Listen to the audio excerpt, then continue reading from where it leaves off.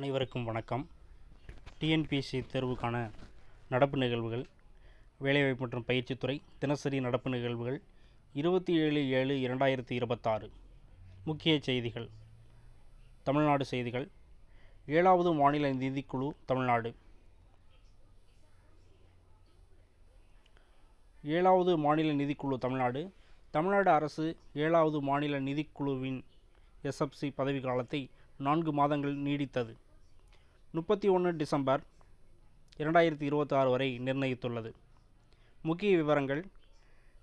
7வது மாநில நிதிக்குழு மே 2025 அமைக்கப்பட்டது.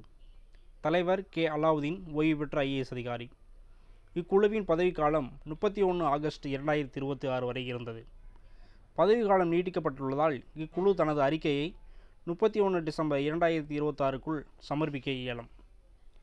இக்குழு 1 ஏப்ரல் 2027 முதல் தொடங்கவுள்ள 5 ஆண்டு கால திட்டத்திற்கான பரிந்துரைகளை வழங்கும். பணிகள். பின்வருவற்றின் நிதி நிலையை ஆய்வு செய்தல். கிராம ஊராட்சிகள், பஞ்சாயத்து ஒன்றிய குழுக்கள், மாவட்ட ஊராட்சிகள், பேரூராட்சிகள், நகராட்சிகள், மாநகராட்சிகள், நகர்ப்புற மற்றும் ஊராட்சி அமைப்புகளிடையே உள்ள மாநில நிதியை பகிர்வது குறித்து பரிந்துரைத்தல். நிதி அதிகார பகிர்வு மற்றும் உள்ளாட்சி நிர்வாகத்தை வலுப்படுத்துதல். மாநில நிதிக்குழு எஸ்எஃப்சி பற்றிய விவரங்கள். அரசியலமைப்பு சட்ட ஏற்பாடு பிரிவு 243I ஊராட்சிகள் மற்றும் பிரிவு 243Y நகராட்சிகள் பற்றியது. ஆளுநரால் ஒவ்வொரு 5 ஆண்டுகளுக்கு ஒரு முறை அமைக்கப்படுகிறது. உள்ளாட்சி அமைப்புகளின் நிதி நிலையை ஆய்வு செய்கிறது. பின்வருவனவற்றுக்கான கொள்கைகளை பரிந்துரைக்கிறது. மாநில வருவாயை மாநில அரசுக்கும் உள்ளாட்சி அமைப்புகளுக்கும் இடையே பகிர்ந்தளித்தல். மானியங்களை ஒதுக்கீடு செய்தல். உள்ளாட்சி அமைப்புகளின் நிதி வளங்களை மேம்படுத்துவதற்கான நடவடிக்கைகள். ஆளுநர் இக்குழுவின் அறிக்கையை மேற்கொள்ளப்பட்ட நடவடிக்கைகள் குறித்த அறிக்கையுடன் மாநில சட்டமன்றத்தில் சமர்ப்பிக்கிறார். கிள்ளை தமிழ்நாட்டின் முழுமையாக செயல்படும் முதல் காலநிலை மாற்றத்தை தாங்கும் திறன் கொண்ட கிராமம். கடலூர் மாவட்டத்தில் உள்ள கிள்ளை கிராமம் தமிழ்நாடு காலநிலை மாற்ற இயக்கத்தின் TNCCM கீழ் தமிழ்நாட்டில் முதல் முழுமையாக செயல்படும் காலநிலை மாற்றத்தை தாங்கும் திறன் கொண்ட கிராமமாக மாறியுள்ளது. முக்கிய அம்சங்கள். சுற்றுச்சூழல், வனம், காலநிலை மாற்றத்துறை மற்றும் WRI இந்தியா ஆகியவை இணைந்து அடையாளம் கண்ட 11 காலநிலை மாற்றத்தை தாங்கும் திறன் கொண்ட கிராமங்களில் இதுவே முதலாவதாகும். தமிழ்நாடு காலநிலை மாற்ற இயக்கத்தின் TNCCM கீழ் இயங்கும் இத்திட்டம் செயல்படுத்தப்பட்டுள்ளது. மாவட்ட காலநிலை மாற்ற இயக்கம் DCCM மற்றும் நிறுவனங்களின் சுற்றுச்சூழல் பொறுப்புணர்வு நிதியை பயன்படுத்தி ரூபாய் 230.15 லட்சம் செலவில் இத்திட்டம் செயல்படுத்தப்பட்டது. சூழல் மண்டல மறுசீரமைப்பு மற்றும் சமூக பங்கேற்பின் மூலம் புயல், கடல் மட்ட உயர்வு, உப்பு நீர் உட்புகுதல், கடற்கரை அரிப்பு மற்றும் பல்லுயிர் இழப்பு ஆகிய சவால்களை எதிர்கொள்வதை இத்திட்டம் நோக்கமாக கொண்டுள்ளது. முக்கிய தலையீடுகள். நீர் பரிமாற்றம் மற்றும் சதுப்பு நில காடுகளின் ஆரோக்கியத்தை மேம்படுத்துவதற்காக பக்கிங்ஹாம் கால்வாயின் 3 கிலோமீட்டர் நீள பகுதியை சீரமைத்தல். கடற்கரை பாதுகாப்பு, பல்லுயிர் பெருக்கம் மற்றும் கார்பன் சேமிப்பை வலுப்படுத்துவதற்காக சதுப்பு நில காடுகளை நடுதல். பிச்சாவரம் சதுப்பு நில காடுகளில் சூழல் சுற்றுலாவிற்காக சூரிய சக்தியில் இயங்கும் மின்சார படகை ஈபோட் அறிமுகப்படுத்துதல். பொது கட்டிடங்களில் கலப்பின சூரிய சக்தி அமைப்புகள் மற்றும் சூரிய மேற்கூரைகளை நிறுவுதல். ஆற்றல் திறனை மேம்படுத்துவதற்காக குளிர் மேற்கூரை தலையீடுகளை மேற்கொள்ளுதல். சதுப்பு நில சூழல் மண்டலத்தின் அறிவியல் பூர்வமான தேனீ வளர்ப்பை ஊக்குவித்தல். சுற்றுச்சூழல், கல்வி, கழிவு மேலாண்மை, மரம் நடுதல் மற்றும் பல்லுயிர் பாதுகாப்பு ஆகியவற்றை ஊக்குவிப்பதற்கான பசுமை பள்ளி திட்டம். தலைப்பு. அரசின் திட்டங்கள் மற்றும் முன்னெடுப்புகள். பவ்யா ரசாயன் திட்டம். பிரதமரின் தலைமையிலான மத்திய அமைச்சரவை பாரத் ஆத்யோகிக் விகாஸ் யோஜனா ரசாயன் திட்டத்திற்கு ஒப்புதல் அளித்தது. பவ்யா ரசாயன் திட்டம் பற்றிய விவரங்கள்.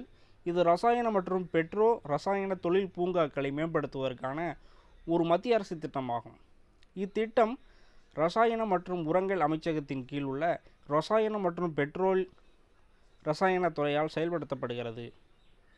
செயல்படுத்தும் காலம் 2026-27 முதல் 2030-31 நிதியாண்டு வரை 5 ஆண்டுகள். ஒருங்கிணைந்த சுற்றுச்சூழலுக்கு உகந்த மற்றும் உலகளவில் போட்டியிடக்கூடிய இரசாயன உற்பத்தி சூழல் அமைப்பை உருவாக்குதல், சரக்கு போக்குவரத்து செலவுகளை குறைத்தல், உள்நாட்டு மற்றும் நேரடி அந்நிய முதலீடுகளை ஈர்த்தல் (FDI), இறக்குமதிக்கு மாற்றான உற்பத்தியை ஊக்குவித்தல் மற்றும் உலகளாவிய மதிப்பு சங்கிலிகளில் GVC இந்தியாவின் பங்களிப்பை வலுப்படுத்துதல். முக்கிய அம்சங்கள்: மொத்த ஒதுக்கீடு 3030 கோடி, பொது உள்கட்டமைப்பிற்கு 3000 கோடி, நிர்வாக செலவுகளுக்கு 30 கோடி, 3 உலகத்தரம் வாய்ந்த இரசாயன பூங்காக்களை நிறுவுதல். மத்திய அரசின் உதவி ஒரு பூங்காவிற்கு 1000 கோடி வரை. மாநில பங்களிப்பு ஒரு பூங்காவிற்கு குறைந்தபட்சம் 500 கோடி. தேர்வு: பங்கேற்கும் மாநிலங்களுக்கு இடையேயான சவால் வழிமுறை மூலம். நிலத்தேவை குறைந்தபட்சம் 8 சதுர கிலோமீட்டர், 2000 ஏக்கர், தொடர்ச்சியான வில்லங்கமற்ற நிலம். பின்வருவனவற்றை உள்ளடக்கிய உடனடியாக பயன்படுத்தக்கூடிய கட்டமைப்பின் மேம்பாடு: பொது கழிவுநீர் சுத்திகரிப்பு நிலையங்கள் CETP, சுத்திகரிப்பு, சேமிப்பு மற்றும் அகற்றும் வசதிகள் TSDF, கரைப்பான் மீட்பு மற்றும் வடித்தல் ஆலைகள், நீராவி உற்பத்தி மற்றும் விநியோக அமைப்புகள், தொழில்துறை குழாய்கள், தளவாட மற்றும் கிடங்கு வசதிகள். தலைப்பு: அறிவியல் மற்றும் தொழில்நுட்பம் பகுதியிலிருந்து. சண்டிபுரா வைரஸ் மிக முக்கியமான பகுதி. இப்பகுதியில் அறிவியல் மற்றும் தொழில்நுட்பத்திலிருந்து கேள்விகள் வரலாம். சண்டிபுரா வைரஸ் பரவல் காரணமாக குஜராத்தில் சிகிச்சை பெற்று வந்த ராஜஸ்தானை சேர்ந்த 2 சிறுமிகள் உட்பட 9 பேர் உயிரிழந்தது உறுதி செய்யப்பட்டுள்ளது. சண்டிபுரா வைரஸ் CHPV என்று சுருக்கமாக அழைக்கப்படுகிறது. இது ராப்டோவிரிடே குடும்பத்தைச் சேர்ந்த வெறிநாய்க்கடி நோயை உண்டாக்கும் வைரஸ் சார்ந்த அதே குடும்பம். ஒரு தீவிரமான பூச்சிகள் மூலம் பரவும் வைரஸ். இது மூளையின் கடுமையான வீக்கத்தை ஏற்படுத்தும் மூளை அழற்சி நோய்க்குறி பாதிப்பை உண்டாக்குகிறது. பாதிக்கப்பட்ட பூச்சிகளின் கடித்தல் மூலம் இது பரவுகிறது. வரலாறு மற்றும் பரவல். முதலில் கண்டறியப்பட்டது 1965இல் மகாராஷ்டிராவின் சண்டிபுரா கிராமத்தில். 2003 மற்றும் 4 காலகட்டத்தில் மகாராஷ்டிரா, குஜராத் மற்றும் ஆந்திர பிரதேசத்தில் பெரிய அளவிலான நோய் தொற்று பரவல்கள் ஏற்பட்டன. முக்கியமாக மத்திய மற்றும் மேற்கு இந்தியாவில், குறிப்பாக பின்வரும் மாநிலங்களின் கிராமப்புற மற்றும் பழங்குடியின பகுதிகளில் இந்நோய் பரவலாக காணப்படுகிறது: குஜராத், மகாராஷ்டிரா, ராஜஸ்தான், ஆந்திர பிரதேசம். முக்கிய அம்சங்கள்: பரப்பிகள்: பென் ஃபிளோபோடோமைன் மணி ஈக்கள், ஃபிளோபோடோமஸ் பாபடசி முதன்மை பரப்பி, ஏடிஸ் ஏஜிப்டி கொசுக்கள் அறிவிக்கப்பட்ட பரப்பி. முக்கியமாக 15 வயதுக்குட்பட்ட குழந்தைகளை பாதிக்கிறது. அறிகுறிகளில் திடீர் அதிக காய்ச்சல், கடுமையான தலைவலி, உடல் வலி, வாந்தி, வலிப்பு மற்றும் சுய நினைவு மாற்றம் ஆகியவை அடங்கும். நோய் வேகமாக பரவி மருத்துவமனையில் அனுமதிக்கப்பட்ட 24 to 48 மணி நேரத்திற்குள் மரணத்தை ஏற்படுத்தக்கூடும். ஈக்களின் இனப்பெருக்கம் அதிகரிப்பதால் பொதுவாக பருவமழை காலத்தில் நோய் பரவல் ஏற்படுகிறது. ஒருவரிடமிருந்து மற்றொருவருக்கு பரவுவதில்லை. சிகிச்சை மற்றும் தடுப்பு. தற்போது குறிப்பிட்ட வைரஸ் எதிர்ப்பு மருந்தோ அல்லது தடுப்பூசியோ கிடைக்கவில்லை. தீவிர சிகிச்சை மற்றும் அறிகுறிகளை நிர்வகித்தல் உள்ளிட்ட ஆதரவு சிகிச்சையே அளிக்கப்படுகிறது. அடுத்த தலைப்பு: ஆட்சியியல். மாநிலங்களவை விதி எண் 176 மற்றும் 267. அவசர பொது பிரச்சினைகளை விதி 176 கீழ் அல்லது விதி 267 கீழ் விவாதிக்க வேண்டும் என்பது குறித்து மாநிலங்களவையில் அடிக்கடி விவாதங்கள் எழுகின்றன. விதி 267 விதிகளை இடைநிறுத்துதல். அவசர பொது முக்கியத்துவம் வாய்ந்த ஒரு விஷயத்தை விவாதிப்பதற்காக பட்டியலிடப்பட்ட அலுவல்களை இடைநிறுத்தம் செய்ய ஒரு உறுப்பினருக்கு இது அனுமதிக்கிறது. இதற்கு தலைவரின் முன் அனுமதி தேவை.